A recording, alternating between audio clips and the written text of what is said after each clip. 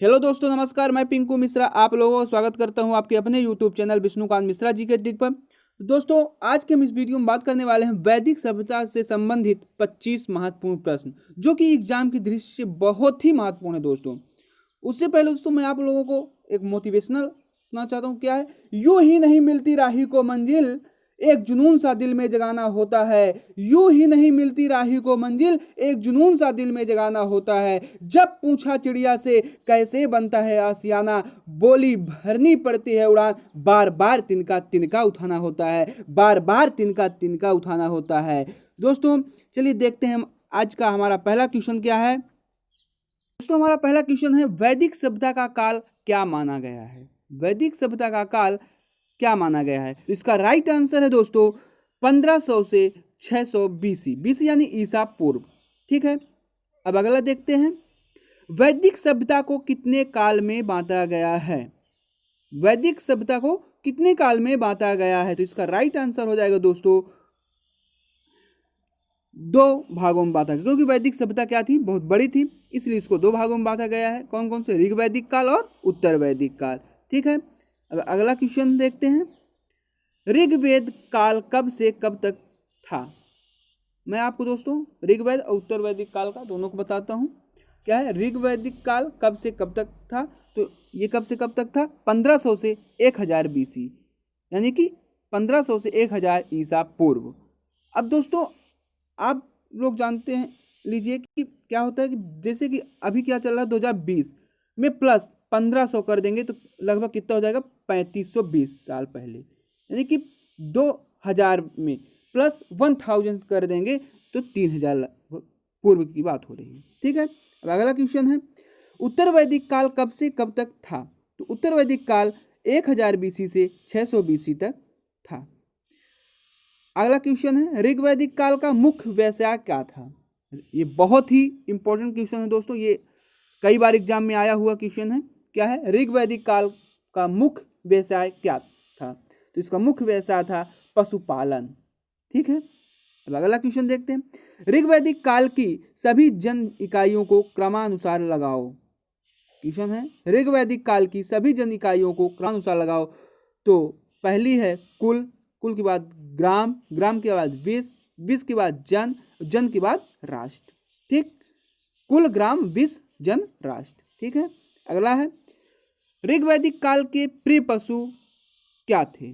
ऋग्वैदिक काल के प्रिय पशु क्या थे? तो प्रिय पशु क्या थे? गाय व घोड़ा। ठीक है, अगला क्वेश्चन है, वैदिक काल में लोहे का प्रयोग कब शुरू हुआ? तो वैदिक काल में लोहे का प्रयोग कब शुरू हुआ? तो 1000 बीसी पूर्व। ठीक है, अगला क्वेश्चन है, ऋग्वैदिक काल में मुद्रा के रूप में किसका प्रयोग होता था? तो ऋग्वैदिक काल में मुद्रा के रूप में किसका प्रयोग होता था? गाय व निष का। ठीक है, अगला क्वेश्चन है, योग के प्रवर्तक कौन थे? योग के प्रवर्तक कौन थे? तो इसका राइट आंसर है दोस्तों पतंजलि। ठीक है, अगला क्वेश्चन है, वैदिक काल में अविवाहित रहने वाली महिलाओं को क्या कहा जाता था? वैदिक काल में अविवाहित रहने वाली महिलाओं को क्या कहा जाता था? अमांजू। ठीक है, वैदिक काल में अंदर पहनने वाले वस्त्र को क्या कहते थे? वैदिक काल में अंदर पहनने वाले वस्त्र को क्या कहते थे? तो इसका राइट आंसर है नीबी। ठीक है, अब अगला क्वेश्चन है, उत्तर वैदिक काल में मंत्रियों की संख्या कितनी निश्चित की गई थी? दोस्तों, जिस तरह अभी भी मंत्रियों की संख्या निश्चित की जाती है, उसी तरह पहले भी था कि मंत्रियों की संख्या की निश्चित की जाती थी। कितनी थी उत्तर वैदिक काल में? 13 थी। ठीक है, अगला क्वेश्चन है, शाक के प्रवर्तक कौन थे? शाक के प्रवर्तक कौन थे? इसका राइट आंसर है कपिल। अगला क्वेश्चन, वैदिक काल में हल को क्या कहते थे? वैदिक काल में हल को क्या कहते थे? सिरा कहते थे। क्या कहते थे? ठीक, और दोस्तों हर रेखा को क्या कहा जाता था? सीता। इसको जरूर नोट कर लीजिएगा। ठीक है, अब अगला क्वेश्चन देखते हैं, अगला है, न्याय के प्रवर्तक कौन थे? तो न्याय के प्रवर्तक कौन थे? गौतम थे। ठीक है, अगला क्वेश्चन है दोस्तों, उपनिषदों की संख्या कितनी है? उपनिषदों की संख्या कितनी है दोस्तों? 108। ठीक है, राइट आंसर क्या है? 108। ठीक है, अगला क्वेश्चन देखते हैं, अगला है, वैदिक काल में सरस्वती नदी को किस नाम से जाना जाता था? वैदिक काल में सरस्वती नदी को किस नाम से जाना जाता था? तो वेदवती। किस नाम से जाना जाता था? वेदवती। अगला क्वेश्चन है, महाभारत का पुराना नाम क्या था? महाभारत का पुराना नाम क्या था? जय संहिता। क्या नाम था? जय संहिता। अगला क्वेश्चन है, वैदिक काल में ऋण देकर ब्याज लेने वाले व्यक्ति को क्या कहा जाता था? वैदिक काल में ऋण देकर ब्याज लेने वाले व्यक्ति को क्या कहा जाता था? तो वेकनाथ कहा जाता है। क्या कहा जाता था? वेकनाथ। अगला क्वेश्चन है दोस्तों, सत्यमेव जयते कौन से उपनिषद से लिया गया है? सत्यमेव जयते कौन से उपनिषद से लिया गया है? तो इसका राइट आंसर है मुंडक उपनिषद से। अगला क्वेश्चन है, वैदिक काल में यज्ञ की तुलना किससे से की गई है? वैदिक काल में यज्ञ की तुलना किससे की गई है?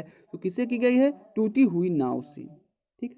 अगला क्वेश्चन है, वैदिक काल में विषपाला कौन थी? विषपाला कौन थी? तो योद्धा महिला थी। इसका राइट आंसर क्या है? योद्धा महिला। अगला क्वेश्चन है दोस्तों, वैदिक काल में झेलम नदी का नाम क्या था? वैदिक काल में झेलम नदी का नाम क्या था? वितस्ता। क्या था? वितस्ता। अगला क्वेश्चन है दोस्तों, वैदिक काल में दशराज युद्ध किस नदी के तट पर था? वैदिक काल में दशराज युद्ध किस नदी के तट पर था? तो इसका राइट आंसर है दोस्तों रावी नदी के तट पर। ठीक दोस्तों, ये थी आज के वैदिक काल के बारे में। तो आज के लिए इतना ही दोस्तों, फिर नेक्स्ट दिन मिलते हैं नए क्वेश्चन के साथ।